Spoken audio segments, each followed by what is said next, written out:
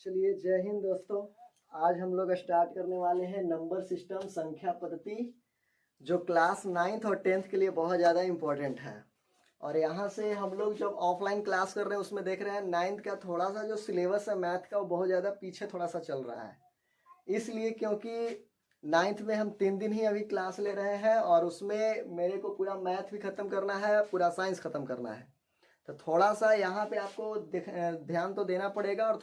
और जो 10th वाले हैं 10th वाला में भी देख रहे हैं कि अभी तत्काल 1-1.5 महीना से मेरा सुबह में क्लास नहीं चल पा रहा है। और जब मेरा सुबह में क्लास नहीं चल पा रहा है तो मैथ का भी बहुत ज़्यादा पीछे हो चुका है। हम आपको बताए थे कि अक्टूबर तक यानी 1 to 5 यानी लगभग 5 अक्टूबर के आसपास में आपका पूरा मैथ सिलेबस खत्म मिलेगा, जो हर साल भी मिलता है। इस बार थोड़ा सा लेट होगा, हो सकता है दिसंबर पहुंच जाए, क्योंकि 1-1.5 महीना से हम क्लास नहीं ले रहे हैं मैथ का। उसके बाद फिर सुबह में जो क्लास चलता था उसके बाद फिर देखोगे तो मैथ का सिलेबस ऑलरेडी पीछे जा चुका है। तो आप थोड़ा सा स्ट्रैटेजी ऐसा बनाइए कि आपको अक्टूबर नवंबर तक कंप्लीट हो जाए, ताकि आपको केवल और केवल लास्ट में रिवीजन करना बाकी रहे। टारगेट का रिवीजन हो, एनसीईआरटी का रिवीजन हो, क्वेश्चन बैंक का रिवीजन हो, मॉडल पेपर का रिवीजन हो, जो भी करना हो केवल रिवीजन का चांस बचे, इसके अलावा कुछ भी ना करना पड़े। तो इसके लिए हम लोग क्या करते हैं, थोड़ा सा ऑनलाइन आते हैं, हार्डवर्क के साथ साथ थोड़ा स्मार्ट वर्क भी करते हैं। तब तक आप लोग शेयर कर दीजिए और कुछ स्टूडेंट के पास इसको शेयर कर दीजिए लिंक को, और सभी को जुड़ने दीजिए। तब तक हम क्लास को स्टार्ट करते हैं। 1-2 मिनट का टाइम देते हैं। 1-2 मिनट में आप सभी लोग जितने भी आपके मेंबर हैं कोशिश कीजिए कि जुड़ जाए क्लास में, सभी लोग आ जाए। शेयर कर दीजिए क्लास को। उसके बाद हम लोग क्लास को स्टार्ट करते हैं, जो 9th और 10th के लिए नंबर सिस्टम ऐसा चैप्टर है जो ज़्यादा चैप्टर दे नहीं लगाता है। 10th में 4 से 5 दिन में चैप्टर एंड हो जाता है, और अगर 9th में देखिएगा तो 9th में भी 2 से 3 दिन का ही चैप्टर है, ज़्यादा है नहीं। लेकिन इस चैप्टर से क्वेश्चन बहुत आते हैं। इस चैप्टर से अगर देखिएगा एग्जाम में देखिएगा अगर, तो 10th एग्जाम में जो बोर्ड का एग्जाम होता है बिहार बोर्ड का, उसमें यहाँ से लगभग 22 नंबर का क्वेश्चन आते हैं। 22 नंबर का, जो अपने आप में बहुत ज्यादा है। 22 नंबर मैथ के लिए बहुत ज्यादा होते हैं। 22 नंबर का क्वेश्चन यहाँ से आता है। तो इसलिए इस चैप्टर को कभी भी हल्के में ना ले। और हम लोग अब चैप्टर को स्टार्ट करते हैं। चलिए अब ध्यान से देखिएगा। सबसे पहले कुछ सारे चीजों को समझते चलिए। जिस तरह से ऑफलाइन में हम लोग पढ़ते हैं उसी तरह से बिल्कुल आपको अंदाजा भी नहीं होगा कि ऑफलाइन में पढ़ रहे हैं कि ऑनलाइन में पढ़ रहे हैं। आपको लगेगा साथ में बैठ करके ऑफलाइन में ही पढ़ रहे हैं, ऑनलाइन में ऐसा फील होगा। तो देखिए सबसे पहले हम लोग स्टार्ट करने वाले हैं संख्या को। और संख्या समझने से पहले आपको अंक के बारे में समझना होगा। जो अंक होता है याद रखिएगा, टोटल अभी तक ज्ञात टोटल 10 ही अंक हैं। और अंक कौन कौन से होते हैं तो याद रखेंगे 0, 1, 2, 3, 4, 5, 6, 7, 8, 9। इस सारे को अंक कहते हैं। और ये सभी के सभी अंक है। टोटल अंकों की संख्या 10 है। अगर कोई आपसे पूछे, जो भी पूछेंगे जैसे आप लोग क्लास में बताते हैं वैसे आप लोग कमेंट में कमेंट कीजिएगा। जैसे हम पूछते हैं बताइए अंकों की संख्या कितने, सभी लोग क्लास में बैठ करके 10 बोलते हैं। आप लोग कमेंट में आंसर कीजिएगा, कमेंट कीजिएगा, बताइए सभी लोग अंकों की संख्या टोटल कितनी। बिल्कुल सही 10 है अंकों की संख्या। और अंक है कौन कौन से तो 0, 1, 2, 3, 4, 5, 6, 7, 8, 9। इसके बाद फिर जो भी स्टार्ट होते हैं उसको हम लोग संख्या कहते हैं। तो सवाल यह क्या इसको संख्या नहीं कहेंगे? कहेंगे। इसको भी संख्या कहते हैं। इसको हम कहते हैं एक अंकों वाली संख्या। और अब जो स्टार्ट होगा इसको हम कहेंगे 2 अंकों वाली संख्या। तो याद रखिएगा 0, 1, 2, 3, 4, 5, 6, 7, 8, 9 इस सभी को हम लोग अंक कहते हैं। और इसके बाद हमारा स्टार्ट होने वाला है संख्या। और संख्या देखिए जैसे ही अगर 10 लिखाएगा तो इसमें कौन कौन सा अंक आया है तो एक 1 है और एक 0 आया है। ये दोनों मिलकर के 10 का निर्माण किया है। उसी प्रकार से अगर आप 11 लिखते हैं तो देखिए एक आया, दूसरा भी 1 आया, यानी कहने का मतलब 1 और 1 जो अंक है ये मिलकर के 11 का निर्माण किया। अब कितना भी अंक लिखिए यही नंबर जो है यही अंक से संख्या बनने वाला है। आप कोई भी जो संख्या है उसको आप लिख करके देख सकते हैं। आप 50 ही क्यों ना लिखें, इसमें भी देखिएगा तो एक अंक 5 है, दूसरा अंक 0 है, जो यहीं से आया होगा 5 और 0। यानी कि याद रखेंगे जो अंक होता है वो 10 को होता है, 0 से लेकर 9 तक। 10 नहीं, 0 से लेकर 9 तक। क्या 10 अंक है? नहीं। क्या 10 गो अंक है? हाँ। अंक के गो है? 10 गो। 0 1 2 3 4 5 6 7 8 9। क्या 10 भी अंक है? नहीं। इस संख्या में गिना जाएगा। कितने अंकों वाली संख्या? 2 अंकों वाली संख्या। अब देखिएगा थोड़ा अच्छे से, इसको थोड़ा हम रेखा पर डिनोट करते हैं। तो रेखा पे डिनोट कीजिएगा तो होता क्या है, बीच में आपको 0 रख लेना है। बीच में आप क्या रखिएगा? 0 रखिएगा। और 0 के जितने राइट साइड वाले होंगे, दायां साइड होगा, उन्हें हम लिखेंगे प्लस वाला, और जो बायां साइड होगा उधर लिखेंगे माइनस वाला। देख लीजिए, प्लस वाले साइड में लिखते हैं 1 2 3 4 5 6, और इस तरफ लिखिएगा तो आएगा -1 -2 -3 -4, यही चलता जाएगा। इसको और अंतिम तक ले जाइएगा तो 7 8 9 10, ऐसे करते करते करते करते दूर तक अनंत तक जाएगा। इधर भी कीजिएगा -4 -5 -6 -7 -8 करते करते माइनस अनंत तक जाएगा। इस चीज को भी याद रखिएगा, कोई पूछे संख्या रेखा कहां से कहां तक होता है, तो माइनस अनंत से लेकर के प्लस अनंत तक होता है। कौन वाला ज्यादा, कौन वाला कम? तो सोच के बताओ, 4 बड़ा कि 3? तो सभी लोग बताएंगे 4 बड़ा होता है, 3 छोटा होता है। यानी पता चला बायां साइड वाला छोटा, दायां साइड वाला बड़ा। रट्टा मार लो कि जैसे जैसे उधर जाएंगे बायां साइड में मान घटता है। क्या कि देखिए 6 से छोटा 5, 5 से छोटा 4, 4 से छोटा 3, 3 से छोटा 2, 2 से छोटा 1, 1 से छोटा 0, 0 से छोटा -1, -1 से छोटा -2, -2 से छोटा -3, -3 से छोटा -4, माइनस अनंत सबसे छोटा। तो याद रखिएगा, जैसे जैसे बायां साइड में जाएंगे मान घटते जाता है। अब सोच करके बताइए, -20 बड़ा कि -30? अब बहुत सारे लोग कंफ्यूज होंगे, बहुत सारे लोग सोचेंगे 30 बड़ा होता है। बता दें कि -30 उधर आएगा, -20 जल्दी पड़ेगा। यानी कि जितना बायां जाएंगे उतना मान छोटा होता है, यानी -30 एकदम में होने पड़ेगा, तो -30 छोटा। ऐसे भी याद रख सकते हैं, माइनस में जो जितना बड़ा वो उतना छोटा। ऐसे भी आप याद रखोगे कि जैसे जैसे बायां जाएंगे वैसे वैसे मान घटेगा। तो देखो, 4 से छोटा 3, 3 से छोटा 2, 2 से छोटा 1, 1 से छोटा 0, 0 से छोटा -1, -1 से छोटा -2। अभी मत कहना -2 बड़ा, नहीं, -1 से छोटा है, काहे कि बायां साइड में है। और जितने बायां साइड में जाएंगे मान घटेगा, और दायां साइड में जाएंगे तो मान बढ़ेगा। बोलिए, कंप्लीट हुआ कि नहीं हुआ? संख्या रेखा कहां से शुरू होती है, कोई पूछे तो माइनस अनंत से शुरू होती है, प्लस अनंत तक जाती है। बोलिए, यहां तक किसी को कोई दिक्कत? अब आगे बढ़ते हैं इसमें। चलिए, अब हम लोग आगे देखते हैं संख्या में। हम लोग देखते हैं संख्या में कैसे कैसे बंटवारा करते हैं। आशा करते हैं आप लोग को संख्या रेखा जो अभी बताए हैं, माइनस अनंत से लेके प्लस अनंत, करने वाला बड़ा होता है, करने वाला छोटा होता है। सभी लोग कमेंट में बताइए, सभी लोग बाईं ओर छोटा होता है कि दाईं ओर? करने छोटा होता है। सभी लोग हमें वेट कर रहे हैं, जल्दी से कमेंट कीजिए आंसर को। कौन छोटा होता है, बाईं ओर छोटा होता है कि दाईं ओर छोटा होता है? बहुत बढ़िया, बाईं ओर वाला छोटा होता है, और दाईं ओर वाला देखोगे तो दाईं ओर वाला बड़ा होता है। जैसे जैसे बायां तरफ जाओगे छोटा होते जाएगा, और जैसे जैसे दायां तरफ जाओगे बड़ा होते जाएगा। अब संख्या में देखिए, याद रखिएगा, जिस डायग्राम से हम आपको बताने वाले हैं उस डायग्राम को अगर याद रख लीजिए तो संख्या पत्ती आपका पूरा एकदम क्लियर रहेगा। संख्या में याद रखिएगा संख्या दो प्रकार के होते हैं।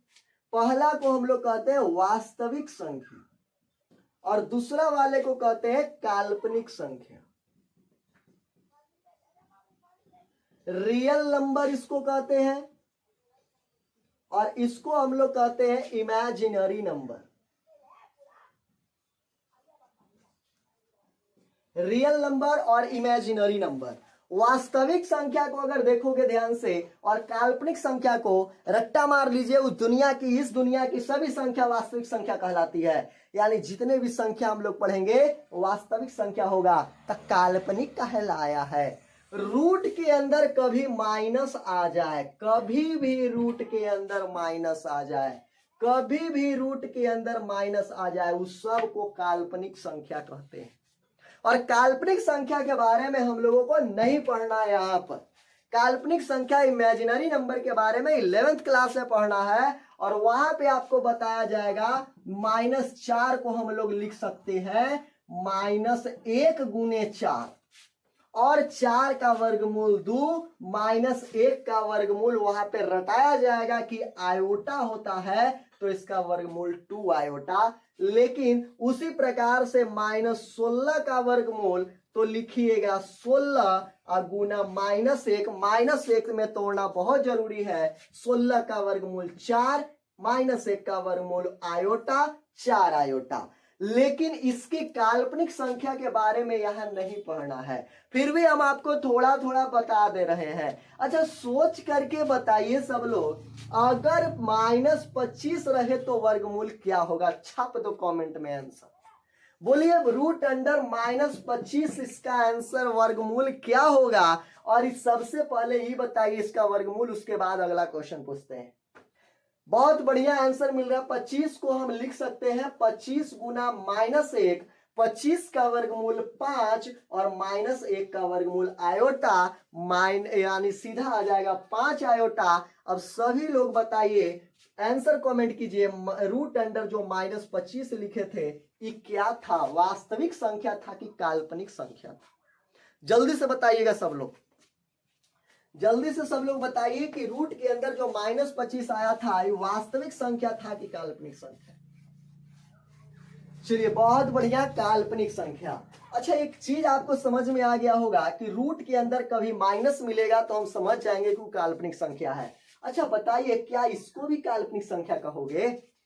रूट के माइनस है तो बिल्कुल नहीं, ये रूट के बाहरी है। हम अंदर बोले हैं कि रूट के अंदर माइनस होगा तो काल्पनिक कहेंगे, ये रूट के बाहरी है। बाहर से हमको क्या मतलब है? बाहर है तब काल्पनिक नहीं कहेंगे, तब कहेंगे वास्तविक। कोई पूछे 5/7 वास्तविक, 4 वास्तविक, 0 वास्तविक, 4/0 वास्तविक, 0/4 वास्तविक। उसके बाद कुछ भी पूछे -√25 वास्तविक, √8 वास्तविक, √3/√4 वास्तविक, कुछ पूछे सीधे वास्तविक। खाली इस बात पे ध्यान देना कि रूट के अंदर माइनस ना हो जाए।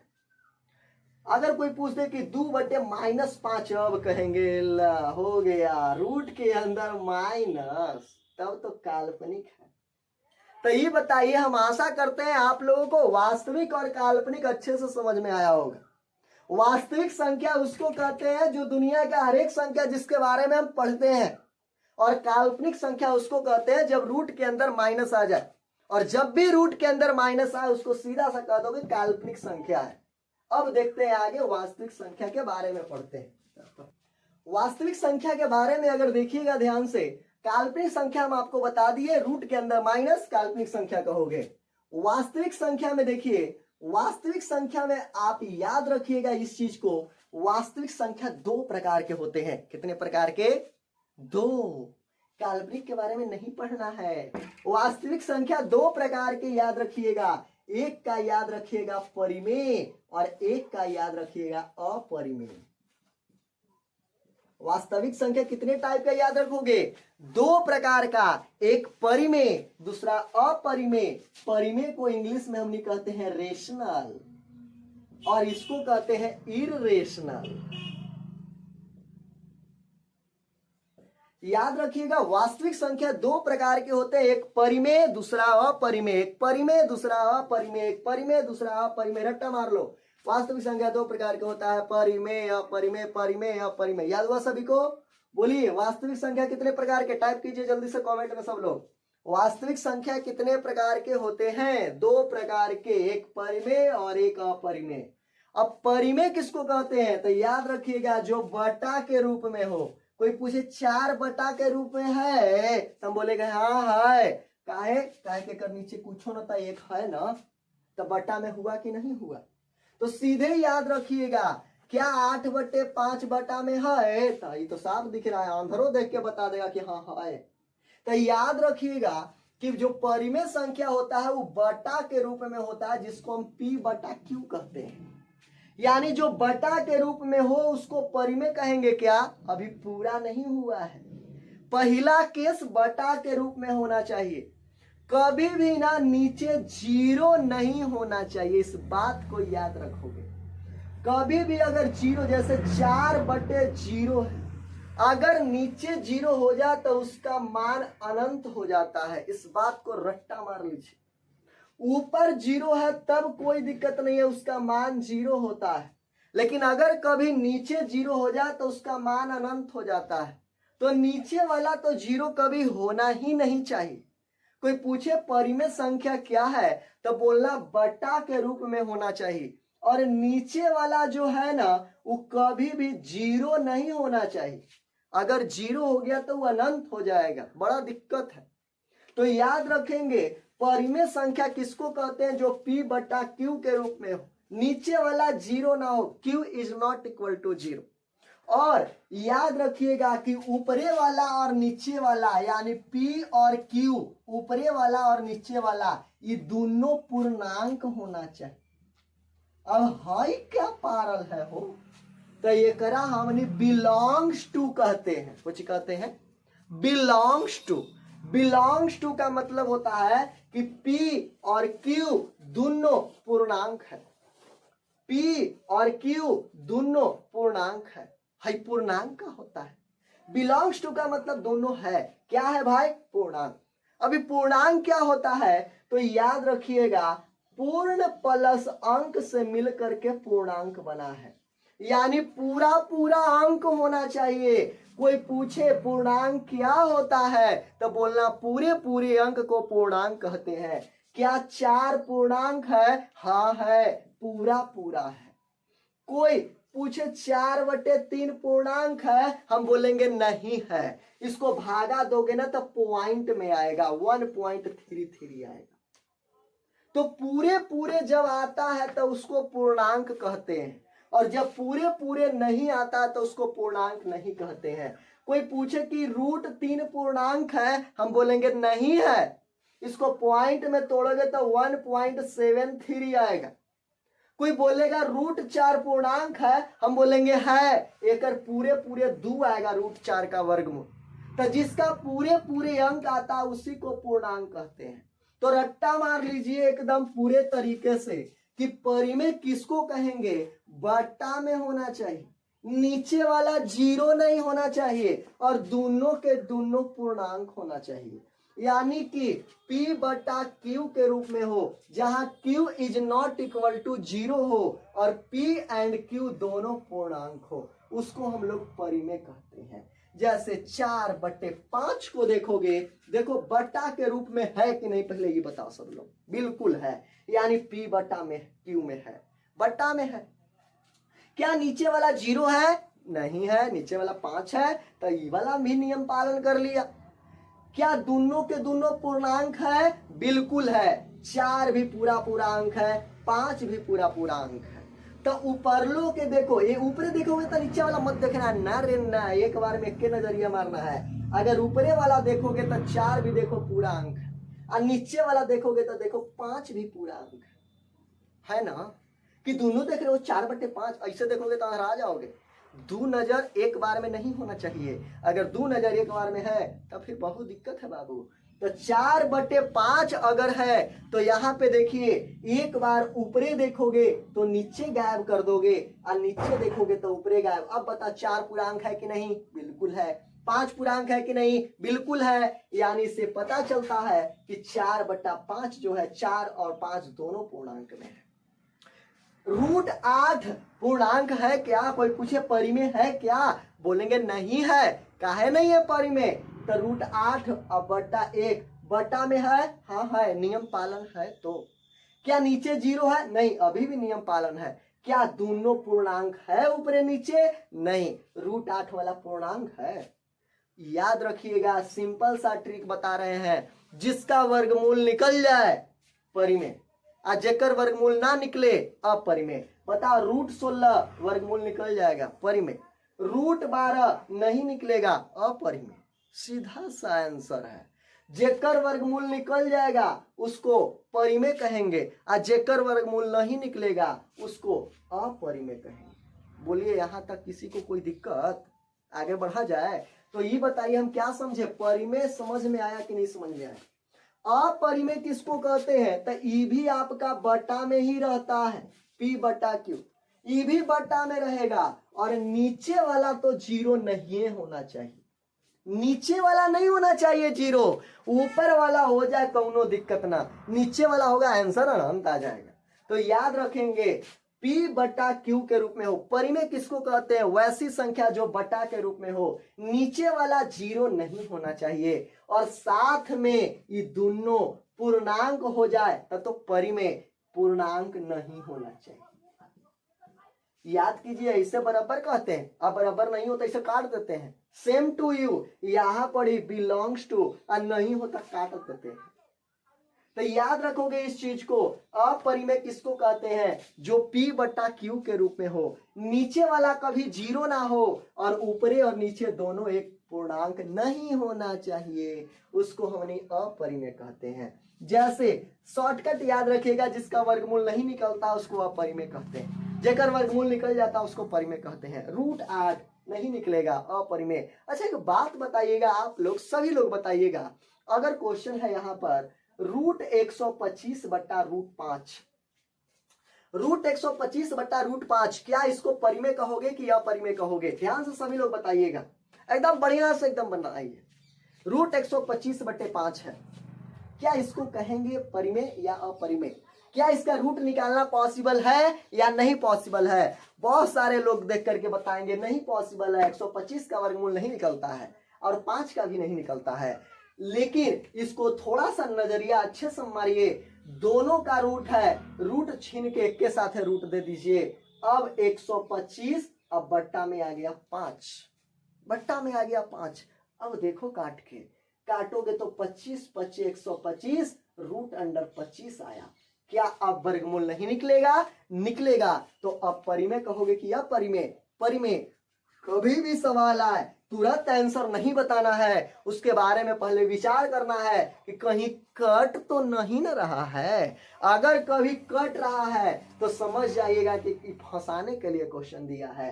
तो परिमेय आपको समझ में आ जाना चाहिए इतना देर में कि परिमेय उसको कहते हैं जो जिसका रूट हमने आसानी से निकाल ले, और अपरिमेय उसको कहते हैं जिसका रूट हमने न निकाल पाए। सीधा सा एकदम याद रखेंगे, जिसका रूट निकाल लेंगे परिमेय और जिसका रूट नहीं निकाल लेंगे उसको अपरिमेय। डिफिनेशन, बटा में होना चाहिए, नीचे वाला 0 नहीं होना चाहिए, दोनों एगो पूर्णांक होना चाहिए। एक बटा में होना चाहिए, नीचे वाला 0 नहीं होना चाहिए, लेकिन एक में पूर्णांक नहीं रहना चाहिए, कुछ भी रहेगा, पूर्णांक खाली नहीं रहेगा। बताइए परिमेय और अपरिमेय आपको समझ में आया कि नहीं समझ में आया? अब आगे बढ़ते हैं, चलिए आगे हम देखते हैं। परिमेय में अभी तक हमने देख लिए कि P बटा Q के रूप में होना चाहिए, नीचे वाला 0 नहीं होना चाहिए, और P और Q ऊपरे और नीचे दोनों वाला पूर्णांक होना चाहिए। क्लियर है यहां तक? अब आगे देखिएगा, इसमें भी हमने देख लिए है कि बटा में होना चाहिए, नीचे वाला कभी 0 नहीं होना चाहिए ना, तो अनंत हो जाता है ना मान, नीचे वाला 0 होगा तो नीचे वाला 0 नहीं होना चाहिए किसी में भी नहीं। ओकरा में पूर्णांक होगा, एकरा में पूर्णांक नहीं होगा, बस इतना ही सा फर्क है, बस और कोई फर्क नहीं। इसको बिलोंग्स टू पढ़ते हैं, नॉट बिलोंग्स टू। अब देखिए आगे, अगर ध्यान से देखोगे परिमेय और अपरिमेय, तो जो परिमेय संख्या होता है, याद रखिएगा, जो परिमेय संख्या होता है उसको हम लोग कुछ इस तरह से बांट रहे हैं। जो परिमेय संख्या हो रहा है उसको हमने जानते हैं कि जो परिमेय है पूर्णांक डिसाइड करता है, पूर्णांक डिसाइड कर रहा है ना। ध्यान से देखोगे तो परिमेय और अपरिमेय को डिसाइड कौन कर रहा है? पूर्णांक। परिमेय भी देखो दोनों बटा में है, q is not equal to 0 है, सेम है। लेकिन परिमेय में दोनों पूर्णांक होता है, एकड़ा में पूर्णांक नहीं होता है। अब थोड़ा सा पूर्णांक के बारे में समझ लीजिए। तो परिमेय के छोटे रूप जो है उनको पूर्णांक कह रहे हैं। हम नहीं जानते हैं, जैसे परिमेय 8/12 है, परिमेय संख्या है कि नहीं? बिल्कुल है, रूट में थोड़ी है ये दोनों। अब देखो यहां से 8/12 है, इसको ध्यान से देखिएगा तो 8 भी पूर्णांक, ऊपरे वाला पूरे पूरे अंक पूर्णांक, 12 भी पूरे पूरे नीचे पूर्णांक। तो हमने ये पता करते हैं कि परिमेय जो है वो पूर्णांक से ही मिलकर के बना हुआ है। तो यही चीज लिखे हैं कि परिमेय जो है पूर्णांक से मिलकर के बना हुआ है। और पूर्णांक को इंग्लिश में हमने इंटीजर कहते हैं। कुछ कहते हैं? इंटीजर। और बहुत कमाल का सवाल है, ऑब्जेक्टिव में पूछता है, याद रखिएगा। परिमेय जो है कौची से मिलकर बना हुआ है? पूर्णांक से। क्योंकि आपको याद है ऊपर भी पूर्णांक होना चाहिए, नीचे पूर्णांक होना चाहिए। पूर्णांक को इंग्लिश में इंटीजर कहते हैं और इसको सूचित आई से करते हैं। यहां से अब सूचित वाला याद रखना, यहां से सूचित वाला बहुत इंपॉर्टेंट है। पूर्णांक को सूचित कौची से करते हैं? आई से या जेड से। आई तो इंटीजर से आया है, जेड काहे लगी आया है? पूर्णांक को सूचित कोई पूछे कि कौची से करते हैं तो फटाक से बताइएगा कि पूर्णांक को सूचित या तो वाई से करते हैं या जेड से करते हैं। आई से इसलिए क्योंकि इंग्लिश में उसको इंटीजर कहते हैं।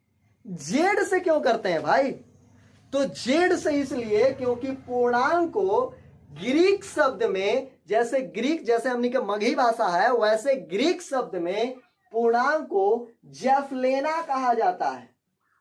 क्या कहा जाता है? जेफलेना। याद रखिएगा, जेड से।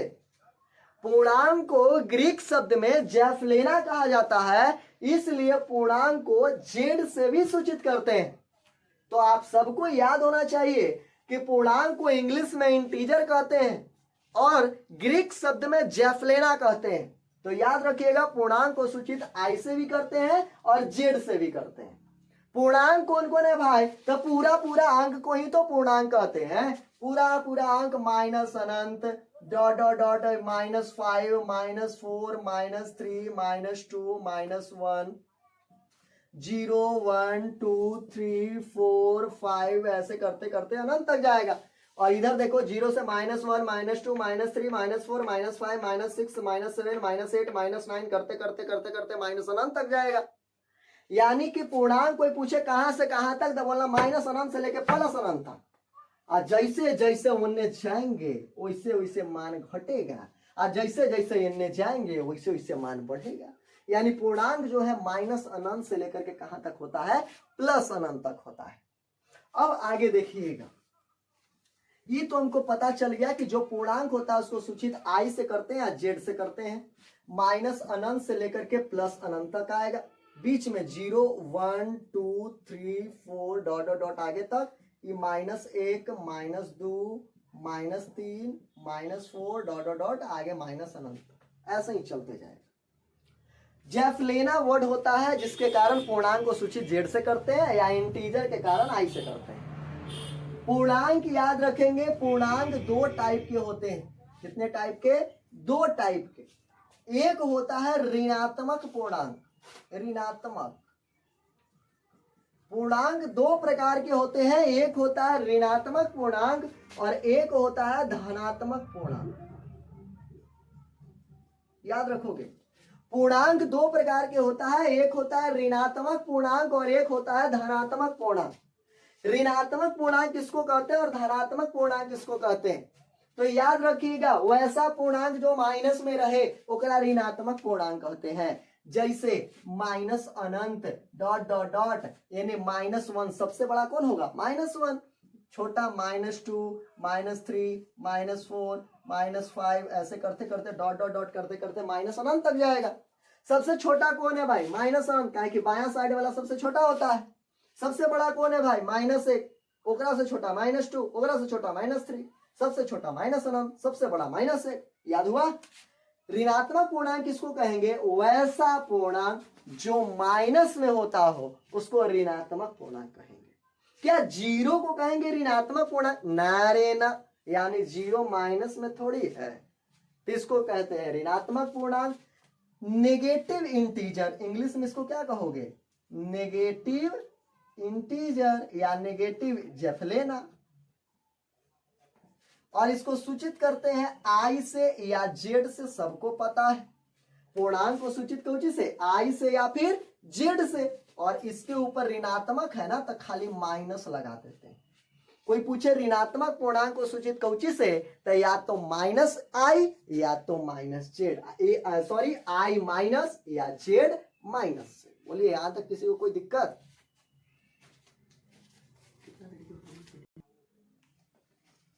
यानी ऋणात्मक पूर्णांक आपको समझ में आना चाहिए कि ऋणात्मक पूर्णांक दो प्रकार के, सॉरी पूर्णांक दो प्रकार के होते हैं, ऋणात्मक पूर्णांक और धनात्मक पूर्णांक। ऋणात्मक पूर्णांक को नेगेटिव इंटीजर कहते हैं, और ई इसको सूचित करते हैं ये आई माइनस से या फिर जेड माइनस से। जो भी माइनस में रहेंगे उसको नेगेटिव इंटीजर कहेंगे, ऋणात्मक पूर्णांक कहेंगे। कहां से शुरू होता है भाई, माइनस अनंत से। कहां खत्म होता है, माइनस से। बहुत सारे लोग से पूछोगे ऋणात्मक पूर्णांक कहां से शुरू होता है, तो बोलेगा माइनस एक्स। हे भगवान, कम वाला को शुरू कहते हैं, तो सबसे कम वाला माइनस अनंत है, तो शुरू माइनस अनंत से, खत्म माइनस एक पर। कोई पूछे धनात्मक पूर्णांक को क्या कहते हैं, तो इंग्लिश में इसको कहते हैं पॉजिटिव इंटीजर। पॉजिटिव इंटीजर या फिर पॉजिटिव जेफलेना सूचित करेंगे कौची से, तो या तो आई प्लस या तो जेड प्लस। धनात्मक पूर्णांक को सूचित आई प्लस या जेड प्लस, पूर्णांक को सूचित आई जेड। धनात्मक है तो प्लस लगा दी, ऋणात्मक है तो माइनस लगा दी। जितने प्लस वाले होंगे सबको धनात्मक पूर्णांक कहेंगे। कौन कौन प्लस वाला है भाई, तो 1 2 3 4 5 डॉट डॉट डॉट करते करते अनंत तक जाएगा। क्या जीरो नहीं है, नहीं है। यानी जीरो को धनात्मक पूर्णांक नहीं कहते हैं। जीरो प्लस में नहीं होता है, ऋणात्मक भी नहीं है, नहीं है, तब का है। तो याद रखिएगा, पहले ना ये माइनसवा वाला कूद कूद के प्लस बने चल आता था, आई प्लसवा वाला कूद के माइनस बने चल जाता था। जैसे भारत वाला उछल के पाकिस्तान वाला उछल के भारत में चल आता था, भारत वाला पाकिस्तान। तो दोनों के बीच बॉर्डर बनाना जरूरी है। तो यही दोनों के बीच में बॉर्डर बना था जीरो का, और यही बोला गया कि जीरो ना तो प्लस में रहेगा ना माइनस में रहेगा, ये बॉर्डर रहेगा। जैसे इन्हें सोहना के खेत है, इन्हें मोहना के खेत है, बीच में आरी है, तो आरिया के कर में कोई में ना सरकारी। उसी प्रकार से जो जीरो होता है वो ना तो ऋणात्मक पूर्णांक है ना तो धनात्मक पूर्णांक है, लेकिन पूर्णांक है। क्वेश्चन आता है कौन ऐसा पूर्णांक है जो ना तो ऋणात्मक होता है ना धनात्मक होता है, तो बोलिएगा जीरो। लेकिन वो पूर्णांक है, पूर्णांक नहीं है, पूर्णांक है, पूरा पूरा अंक है, लेकिन प्लस या माइनस में नहीं होता है। तो जीरो ना तो कभी प्लस में होता है ना माइनस में होता है। तो याद रखोगे कि जो जीरो होता है, जीरो का खोज कौन किए थे, आर्यभट्ट किए थे। कहाँ के रहने वाले थे, तो अपने बिहार के धरती तारेगना के रहने वाले थे। याद रखिएगा, ऋणात्मक पूर्णांक और धनात्मक पूर्णांक के बीच में यही बॉर्डर बनाता है। कोई पूछे कि बताइए पूर्णांक कितने टाइप के, बोलना दो टाइप के, एक ऋणात्मक एक धनात्मक। जो माइनस वाले होंगे उसको ऋणात्मक कहेंगे, माइनस अनंत से लेकर के माइनस एक तक। धनात्मक किसको कहेंगे, तो प्लस एक से लेकर के अनंत तक। जीरो को क्या कहेंगे, बॉर्डर, न ऋणात्मक न धनात्मक। बोलिए यहां तक क्लियर है कि दिक्कत है? अगर यहां तक क्लियर है तो हम लोग आगे बढ़ते हैं और धनात्मक पूर्णांक के कुछ बारे में जानते हैं कि धनात्मक पूर्णांक के कितने प्रकार होते हैं। चलिए आगे हमने देखते हैं। यहां तक हमने पढ़ लिए हैं, शॉर्ट रिवीजन एक बार कर लेते हैं। जो संख्या होता है कितने टाइप के, दो टाइप के। पहला वास्तविक संख्या, दूसरा काल्पनिक संख्या। वास्तविक संख्या दो प्रकार के, एक परिमेय संख्या एक अपरिमेय संख्या। परिमेय संख्या जिस बटा में और रूट आसानी से निकाल ले, कॉमन, और अपरिमेय जिसको रूट आसानी से ना निकले, सिंपल सा याद रखोगे।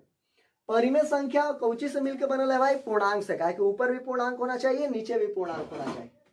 पूर्णांक दो टाइप के हैं, एक ऋणात्मक पूर्णांक एक धनात्मक पूर्णांक। जितने भी माइनस वाले पूर्णांक होंगे सबको ऋणात्मक कहेंगे, माइनस अनंत से लेके माइनस एक तक। धनात्मक पूर्णांक जो प्लस में होंगे उस पूर्णांक को धनात्मक कहेंगे, जैसे प्लस एक से लेकर के प्लस अनंत तक। बीच में जो जीरो होता है वो बॉर्डर बनाने का काम करता है। अब धनात्मक पूर्णांक को अच्छे से देखते हैं, याद रखिएगा धनात्मक पूर्णांक ना टोटल 9 प्रकार के हैं, 9 प्रकार के नाम सुनते चलो 9 का। प्राकृत संख्या, पूर्ण संख्या, सम संख्या, विषम संख्या, अभाज्य संख्या, सहअभाज्य संख्या, सम अभाज्य संख्या, रामानुजन संख्या। अब सारे को एक एक करके ध्यान से समझते हैं। प्राकृत संख्या किसको कहते हैं तो याद रखिएगा गिनती जहां से शुरू करें, जहां से, कहां से शुरू करते हैं, 1 से शुरू करते हैं। कोई के अच्छा पैसा गिनते देखो, कोई के ऐसा गिनता है 0 1, चाहे लइकन गिनेला कहेंगे तो ऐसे 0 1 2 ऐसे गिनता है, बिल्कुल नहीं। कोई बोलेंगे अरे बाबू गिनो तो के गो है, गिनेगा 1 2 3 4 ऐसे गिनेगा, 1 से ही गिनता है। तो याद रखिएगा प्राकृत संख्या 1 2 3 4 डॉट डॉट डॉट अनंत तक होता है। याद रखिएगा जो संख्याएं गिनती की होती है यानी गिनती की संख्या को प्राकृत संख्या कहते हैं। सिंपल सा याद रखोगे, इंग्लिश में इसको नेचुरल नंबर कहते हैं, नेचुरल नंबर कहते हैं, इसलिए इसको सूचित n से करते हैं। कोई पूछे बताइए प्राकृत संख्या क्या है, सिंपल सा बताना, गिनती की संख्या को प्राकृत संख्या कहते हैं जो गिन सके, 1 2 3 4 5 6 7 8 9 10 चलते जाए। कोई पूछे पूर्ण संख्या क्या होता है तो तुम बोलना कि प्राकृत संख्या जो 1 2 3 4 5 6 था ओकर पहले जब 0 लग जाता है तब फैमिली पूरा हो जाता है, इसी को पूर्ण कहते हैं। बोलना जब प्राकृत संख्या के परिवार में 0 शामिल हो जाए, जब प्राकृत संख्या के आगे 0 सम्मिलित हो जाए, 0 लग जाए तो पूर्ण संख्या कहते हैं, इसको होल नंबर कहते हैं, सूचित W से करते हैं। कोई पूछे पूर्ण संख्या क्या है तो बताइएगा कि वैसी संख्या जो 0 से स्टार्ट होती है, यानी प्राकृत संख्या के आगे 0 लगा देने से उसको हम लोग पूर्ण संख्या कहते हैं। सम संख्या किसको कहते हैं तो जितनी भी प्राकृत संख्याएं, जितनी भी संख्याएं हैं 2 से कटना चाहिए, 2 से विभाज्य। वैसी संख्या जो 2 से कटती है उसको सम संख्या कहते हैं। सब बहुत बेसिक सा चीज है, आप 6ठा 7वां में पढ़ के आए होंगे। इधर बहुत ज्यादा थोड़ा सा कंफ्यूजन होता है, उसको ऊपर बढ़िया से हम समझा रहे हैं, परिमेय हो या अपरिमेय हो या ऋणात्मक हो या धनात्मक हो। इधर वाला आप 6ठा 7वां से भी लेकर पढ़ के आता है। प्राकृत संख्या किसको कहते हैं तो गिनती की संख्या को प्राकृत संख्या कहते हैं। और पूर्ण संख्या किसको कहते हैं तो याद रखिएगा वैसी संख्या जिसमें जब 0 शामिल हो जाए तो पूर्ण संख्या का निर्माण होता है। 2 से कटने वाली संख्या को सम संख्या कहते हैं। जैसे देखिएगा 2 4 6 8 10 ये सब 2 से कटने वाला है। कोई बोलता है 9 कैसे होगा रे, 9 कैसे होगा, 9 2 से नहीं कटता है। 2 4 6 8 10। विषम संख्या किसको कहते हैं तो वैसी संख्या जो 2 से ना कटे, 2 से विभाज्य ना हो, 2 से ना कटे उसको विषम कहते हैं। जैसे 1 नहीं कटता है 2 से, 3 5 7 9 लिखे में ढेर के डाउट होता है कि 3 से कटी तो नहीं, अरे 3 से मतलब है विषम के 2 से मतलब है, 2 से नहीं कटना चाहिए। 1 3 5 7 9 11 13 15 बहुत सारा इसे हो जाएगा। और देखोगे तो आधा सम है आधा विषम है। कोई पूछे 100 तक कितने सम कितने विषम, 1 से 100 के बीच में कितने सम कितने विषम, तो देखो एक एक गैप करके, 2 के बाद 3 छूट गया 4 है, 5 छूटा 6 है, एक एक गैप करके तो 50 गो सम होता है, 50 गो विषम। कोई पूछे बताइए 1 से 10 के बीच में कितने सम कितने विषम, तो कहेंगे 5 गो सम है 5 गो विषम है, एक एक गैप चलता है। तो कोई पूछे याद रखिएगा सम संख्या जो 2 से कटता हो, विषम संख्या जो 2 से न कटता हो।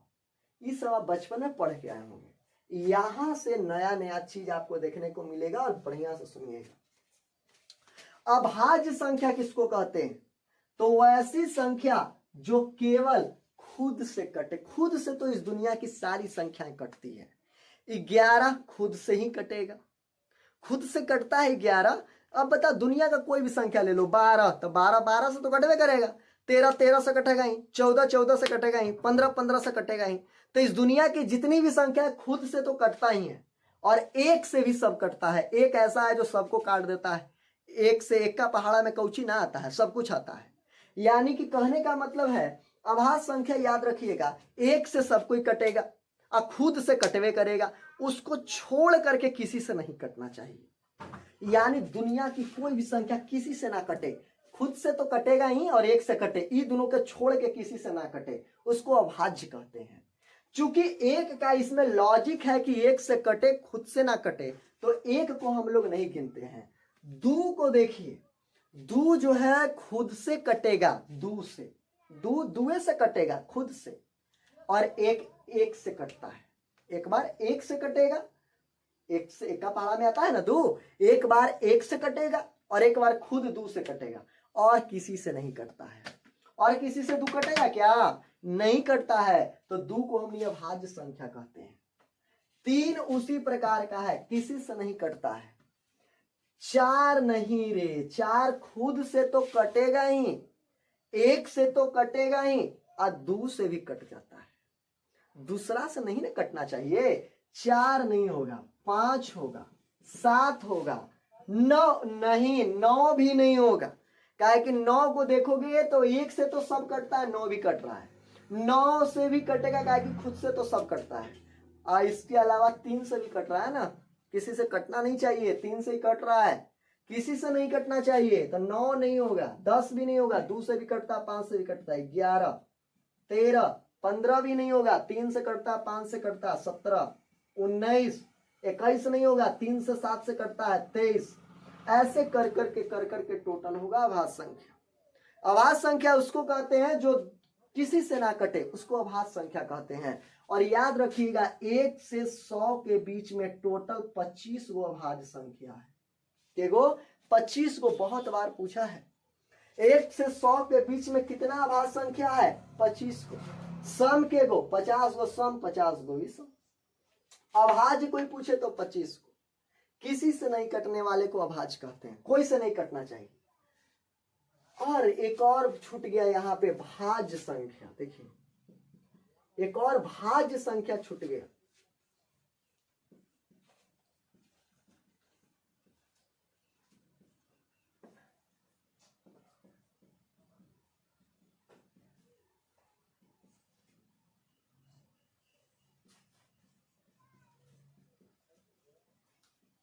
देखिए अच्छे से, भाज्य संख्या किसको कहते हैं? तो बिल्कुल अभाज्य का उल्टा है। अभाज्य में क्या था कि किसी से नहीं कटना चाहिए, उसको अभाज्य कहते हैं। भाज्य में कहते हैं देखो हम अपना से तो कटेंगे ही, एक से तो सब कोई कटता है, हम कटेंगे, कोई और भी हमको काटो तब हम भाज्य होंगे, यानी किसी और से भी कटना चाहिए तब उसको भाज्य कहेंगे। अच्छा दू तो अभाज्य है, तब भाज्य तो होगा नहीं, तीन भी अभाज्य है, भाज्य होगा नहीं, एक तो होता नहीं, क्या कि एक का तो लॉजिक लगल है इसमें, तो होगा कोई चीज। चार से शुरू होगा, चार देखो खुद से तो कटता ही है चार से, एक से, इसके अलावा दू से भी कट जाता है ना, तो दू हो जाएगा भाज्य, उसके बाद चार हो जाएगा भाज्य, 6 भी हो जाएगा भाज्य, 8 हो जाएगा, 9 भी हो जाएगा, काहे कि 3 से कटता है, 10 हो जाएगा, 12 हो जाएगा, 14 हो जाएगा, 15 भी हो जाएगा, काहे कि 3 और 5 से कटता है। उसके बाद देखोगे तो 16 हो जाएगा, 18 हो जाएगा, ऐसे करते जाएगा। याद रखिएगा भाज्य संख्या उसको कहते हैं जो खुद से तो कटवे करेगा, एक से कटवे करेगा, इसके अलावा किसी और से भी कटता है तो उसको भाज्य संख्या कहते हैं। और ये जो भाज्य संख्या है, याद रखिएगा आप सभी लोग, 1 से 100 के बीच में 25 गो अभाज्य है, तो बचा 75 गो भाज्य होगा। अरे 75 गो ना भाज्य होगा, तो याद रखिएगा 75 गो भाज्य और 25 गो अभाज्य। सह अभाज्य केकरा कहते हैं? तो वैसी दो संख्या, महत्तम सबको निकालने आता होगा, वैसी दो संख्या जिसका महत्तम निकालना पर एक आ जाए।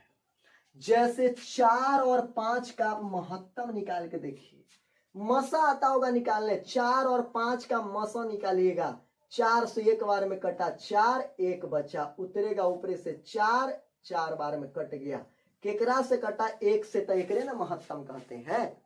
तो याद रखिएगा जब दो संख्या का HCF एक आ जाए तो वे दोनों संख्या सह अभाज्य कहलाते हैं। 9 और 16 ये दोनों को भी करके देखिए, सह अभाज्य होगा। भागा देकर के देखिए, महत्तम निकाल के HCF। 9 से एक बार में 9 लगेगा, 7 बचेगा, 9 उतरेगा, एक बार में 7 बचेगा, 2 उतरेगा 7, फिर 2 3 6, 1 बचा 2, 2 बार में कट गया, 1 से कटा। यानी सहअभाज्य किसको कहेंगे? तो रट्टा मार लीजिए सभी लोग कि जब दो संख्याओं का महत्तम 1 हो जाए, HCF 1 हो जाए, जब दो संख्या का HCF 1 होता है तो उसको सहअभाज्य कहते हैं। HCF 1 आना चाहिए। ऑब्जेक्टिव क्वेश्चन आता है, यदि ए और बी सहअभाज्य संख्या है तो उनका HCF क्या होगा? हम जानते हैं सहअभाज्य है तो सहअभाज्य का HCF 1 होता है। कोई पूछे यदि ए और बी सहअभाज्य संख्या है तो उसका HCF क्या आएगा? 1 आएगा। LCM गुना कर देंगे, ए गुना बी आएगा। कोई पूछे 4 और 5 सहभाज्य है? हाँ है। HCF कितना आएगा? 1 आता है HCF, सहभाज्य है। LCM निकाल के देखना, गुना करके 20 आएगा, LCM देखिएगा 20 आएगा।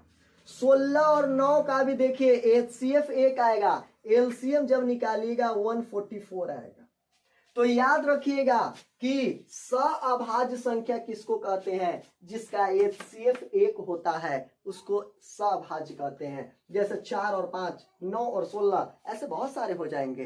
तो याद रखेंगे वैसे दो संख्या जिसका HCF 1 हो। सहअभाज्य संख्या का HCF 1 होता है, LCM दोनों का गुना करके होता है।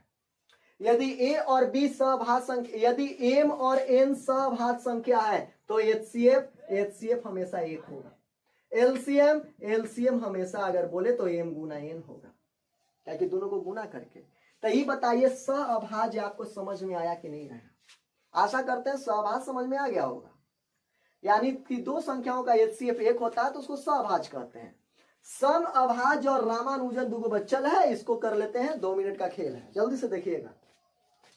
समअभाज्य उसके बाद हम लोग अगले क्लास में पढ़ेंगे, ये दोनों को जल्दी से कर लेते हैं, समअभाज्य और रामानुजन को। समअभाज्य संख्या किसको कहते हैं?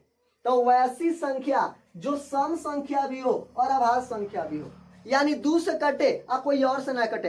ये कौन लॉजिक है जी कि सम संख्या भी हो अभाज्य भी हो, 2 से कटे किसी से ना कटे? अत्ते रखिए तो कौन ऐसा संख्या है जो सम भी है और अभाज्य भी है?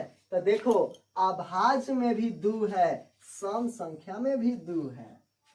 तो याद रखिएगा 2 एक ऐसा संख्या है जो सम संख्या भी है और अभाज्य संख्या भी है।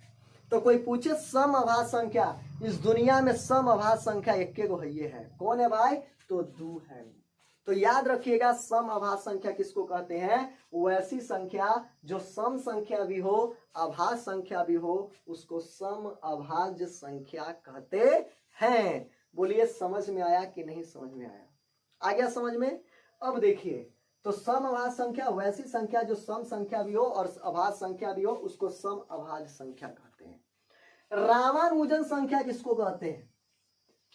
तो रामानुजन का कॉन्सेप्ट थोड़ा अलग है। रामानुजन जब पढ़ाएंगे तो रामानुजन के लिए आपको, सुनिए अच्छे से, रामानुजन के लिए आपको कम से कम 15 मिनट का टाइम देना होगा, 15 मिनट का। इसलिए इसको हम क्या करेंगे, एक स्पेशल क्लास में करेंगे रामानुजन संख्या को, अभी नहीं करेंगे, स्पेशल क्लास में करेंगे रामानुजन संख्या को। 15 मिनट का क्लास लगेगा। तत्काल के लिए याद रखिएगा 1729 को रामानुजन संख्या कहते हैं। 1729 इसलिए 1729 को रामानुजन कहते हैं क्योंकि इसको 2 बार क्यू के रूप में लिख सकते हैं। 1 का क्यू प्लस 12 का क्यू आप लिख सकते हैं, या 9 का क्यू प्लस 10 का क्यू लिख सकते हैं। 1 का क्यू लिखिएगा 1 प्लस 12 का क्यू होता है 728, होता है 1728, जोड़िएगा तो आएगा 1729। 9 का क्यू करोगे तो 729, 10 का क्यू करोगे 1000, जोड़ोगे तो 1729। तो 2 बार इसको क्यू के रूप में लिखा जाता है, इसलिए इसको रामानुजन संख्या कहते हैं, और ऐसा कोई संख्या को नहीं कर सकते हैं। तो 1729 को रामानुजन संख्या कहते हैं। क्यों कहते हैं? ये रामानुजन संख्या क्यों इसको कहते हैं, इसके कहानी के पीछे 15 मिनट लगेगा, तो इसको एक स्पेशल क्लास में कर देंगे। आशा करते हैं आपको समझ में आया होगा, ये पूरा क्लास संख्या पद्धति पूरा समझ में आया होगा।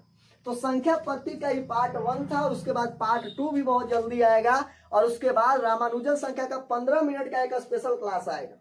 उसके बाद पार्ट 2 का वीडियो आएगा, जिसके बाद हम लोग आगे परिमेय और अपरिमेय का हर का परिमेयकरण, उसके बाद फिर आगे देखेंगे कि पता करेंगे कौन अशांत होगा कौन शांत होगा, यूक्लिड विभाजन प्रेमिका, और बहुत सारे चीजों के बारे में पढ़ेंगे। तो याद रखिएगा इस संख्या पत्ती का नंबर सिस्टम का बहुत बेसिक सा पार्ट है, जो आपको 7-8 क्लास में पढ़ लेना चाहिए था, लेकिन नहीं पढ़े हो तो कोई ज्यादा लेट नहीं हुआ है, अभी भी देख लोगे, आधा 1 घंटा का लेक्चर होगा, बढ़िया से देख लीजिएगा। तो एक चीज को याद रखिएगा, संख्या पत्ती जो है, इस चीज को आप लोग याद रखिएगा। आशा करते हैं आपको पूरी तरह से समझ में आया होगा, और मिलते हैं अगले नेक्स्ट वीडियो में। और हम लोग का जो क्लास होगा इस शायद क्लास जो है TTS ऐसे करके चले, ट्यूसडे थर्सडे सैटरडे संडे ऐसे ही करके चले, जो भी होगा रूटीन आपको जारी कर दिया जाएगा ऑनलाइन वाला। तो इस तरह से आपका क्लास चलेगा। चलिए आज के लिए क्लास यहाँ तक रहने देते हैं, मिलते हैं नेक्स्ट वीडियो में। जय हिंद।